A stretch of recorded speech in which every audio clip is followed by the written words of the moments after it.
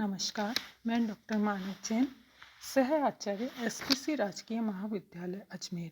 आज हम BA part third honours के पेपर 9th का अध्ययन कर रहे हैं और इसमें हम श्री अरविंद का जो सामाजिक दर्शन है वो देख रहे हैं और अरविंद का इतिहास और सांस्कृतिक दर्शन भी हम देख चुके हैं। अब हम ये देखेंगे कि श्री अरविंद ने मानव एकता का और राष्ट्रवाद का क्या सिद्धांत दिया। भारत लौटने से पहले अरविंद 1892 में लोटस एंड दीगर कमल और कटार नामक एक गुप्त संगठन के सदस्य बने। इसके सदस्यों को भारत की मुक्ति और पुनर्निर्माण की शपथ लेनी पड़ती थी, परंतु यह संगठन उत्पन्न होने से पहले ही मर गया। स्वदेश लौटने पर अरविंद भारत की राजनीतिक और सामाजिक अधोगति को देखकर अत्यंत क्षुब्ध हुए।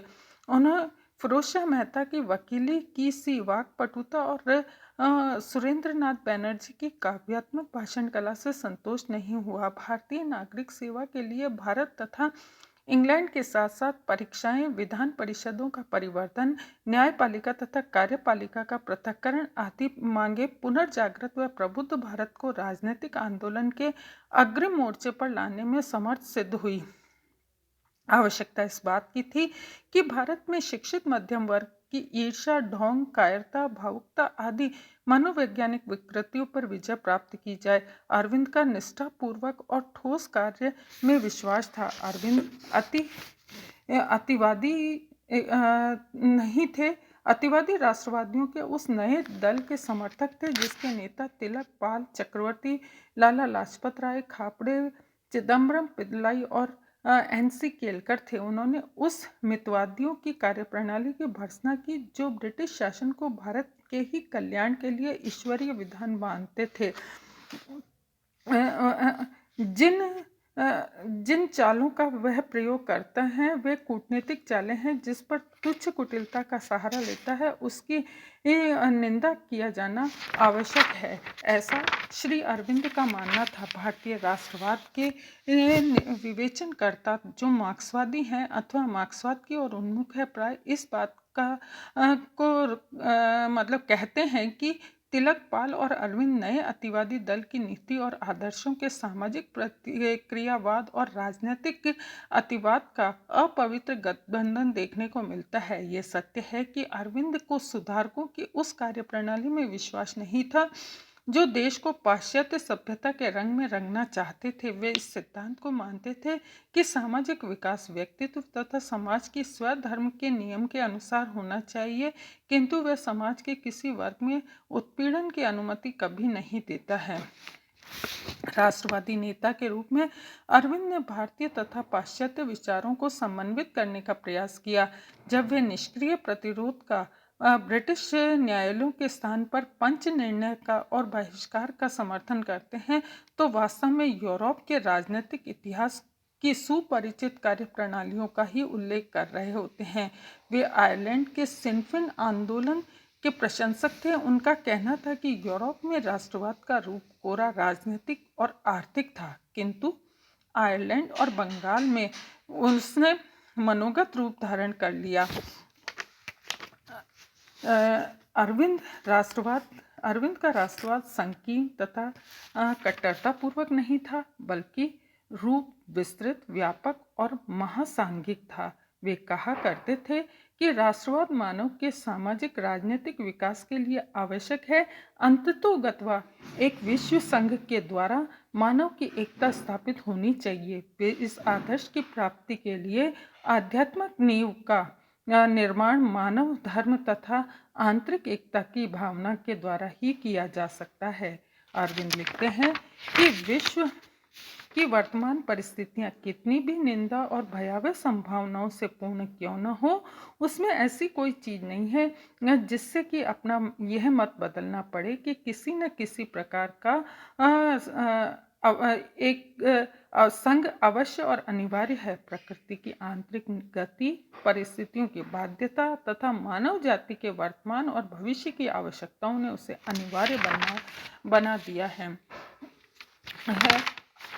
अरविंद का विश्वास था कि मानव विकास की वर्तमान अवस्था के जिस संकट ने सामाजिक तथा राजनीतिक अराजकता उत्पन्न कर रखी है उसका निवारण तभी हो सकता है जब आध्यात्मिक समाज की स्थापना कर ली जाए। केवल आर्थिक क्षेत्र में नवीनीकरण करके और औसत मनुष्य को लोकतांत्रिक अधिकार और सम्मान देकर सामुदायिक अहंग में वृद्धि को रोका जा सकता है।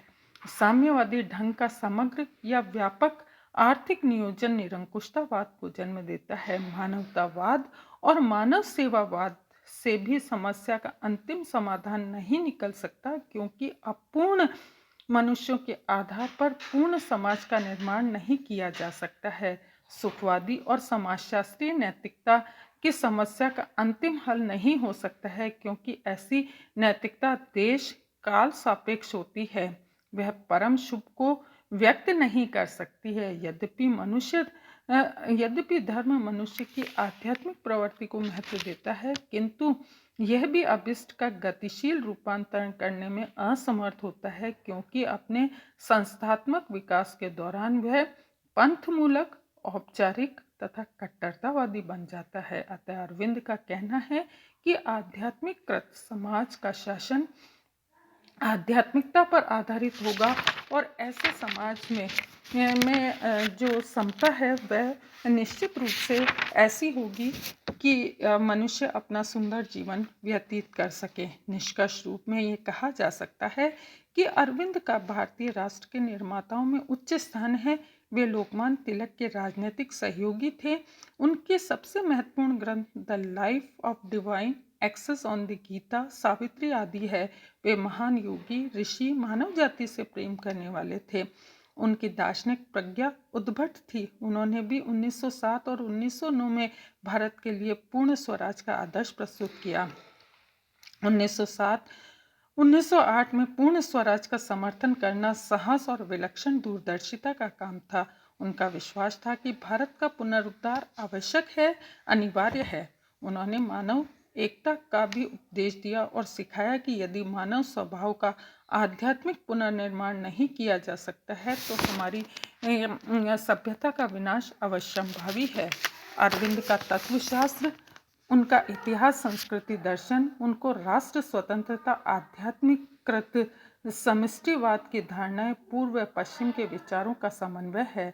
उन्होंने बार बार आत्मा की शक्तियों का उल्लेख किया और बताया कि उन्हीं के द्वारा सामाजिक, राजनीतिक, तात्विक स्तर पर स्थायी समन्वय किया जा सकता है।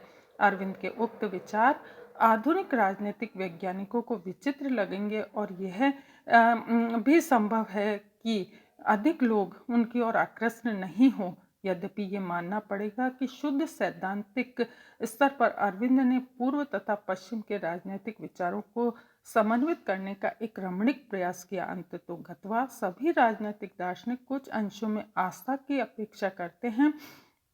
शुद्ध भौतिकवादी तो प्लेटो, सन्स, एक्विनास और हेगल जैसे प्रतिक्रियावादी प्रतीत होते हैं।